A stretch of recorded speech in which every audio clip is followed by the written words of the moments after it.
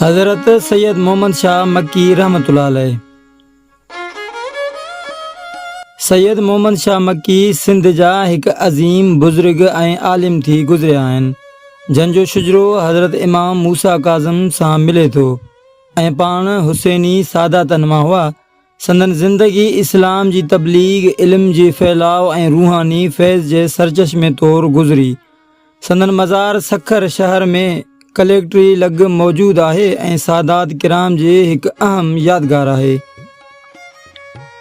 सैयद मोहम्मद मक्की रहमतुल्लाह अलैह जा वॾा असुल मशहद जा वेठल हुआ। संदन वालिद जो नालो सैयद मोहम्मद शुजाउद्दीन हो, जेको मशहद मां निकिरी सैर कंदो बगदाद आयो। बगदाद में हू सोहरवर्दी सिलसिले जे बानी शेख शहाबुद्दीन उमर सोहरवर्दी जो मुरीद थियो ऐं संदन न्याणी सां शादी कयईं। उन खां पोइ सैयद मोहम्मद शुजा मक्के शरीफ़ आयो, जिते संदसि घर में सैयद मोहम्मद मक्की पैदा थियो। संदसि वालिद पोइ मोटी मशहद वियो ऐं उते वफ़ात कयईं ऐं खेसि इमाम मूसा रज़ा जे मक़बरे में दफ़न कयो वियो। सैयद मोहम्मद मक्की रहमतुल्लाह अलैह पंहिंजे वालिद जी वफ़ात खां पोइ सिंध ॾांहुं रुख़ कयो ऐं बकर मौजूदा सखर में अची सकूनत अख़्तियार कयईं। बकर उन वक़्तु हिकु अहम इस्लामी ऐं इल्मी मर्कज़ हो।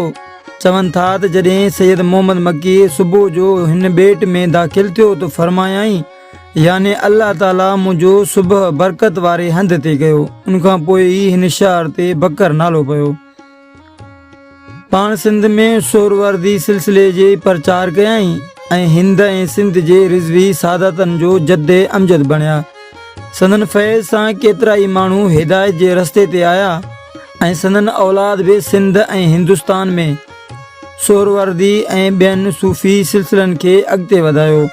रोड़ी, सखर ऐं नसरपुर जा रिज़वी सादात संदन औलाद मां आहिनि। सैयद मोहम्मद मक्की खे केतिरा ई फर्ज़ंद हुआ, जन मां मशहूर आहिनि सैयद सदरदीन, पाण बि हिकु वॾो बुज़ुर्ग थी गुज़रियो। संदन मज़ार बकर ॿेट में आहे। सैयद बदरदीन ही बि हिकु वॾो बुज़ुर्ग हो। सैयद जलालुद्दीन सुर्खपोश बुखारी जॾहिं बकर आयो त सैयद बदरदीन पंहिंजी न्याणी खेसि निकाह में ॾिनी।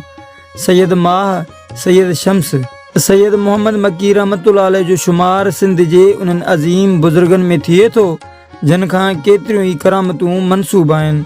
संदन करामतुनि जो ज़िक्र मुख़्तलिफ़ तारीख़ी किताबनि में मिले थो। संदन फैज़ आम हो ऐं केतिरा ई माण्हू संदन रूहानियत ऐं शख़्सियत खां मुतासिर थींदा हुआ। इहा रिवायत बकर शहर ते नालो बि संदन अचण ऐं दुआ सबबु थियो। पाण संदन रूहानी रुतबे जो इज़हार आहे। सैयद मोहम्मद मक्की रहमतुल्लाह अलैह 1246 ईस्वी या कुझु रिवायतनि मूजिबि 1248 ईस्वी में 101 सालनि जी उमिरि में वफ़ात कयईं। संदन आख़िरी आरामगाह सखर शहर में कलेक्ट्री लॻ वाक़िअ आहे, जिते अॼु बि वॾी तादाद में अक़ीदतमंद हाज़िरी भरनि था। संदन मज़ार सादातनि ऐं आम माण्हुनि लाइ हिकु रूहानी मर्कज़ जी हैसियत रखे थी। सैयद मोहम्मद मक्की रहमतुल्लाह अलैह हिकु अहिड़ी अज़ीम हस्ती हुआ, जन पंहिंजे इल्म, तक़वा ऐं करामतुनि सां सिंध जी सरज़मीन खे रोशन कयो ऐं अॼु बि संदन तालीमात ऐं फैज़ माण्हुनि जी रहनुमाई करे रहिया आहिनि।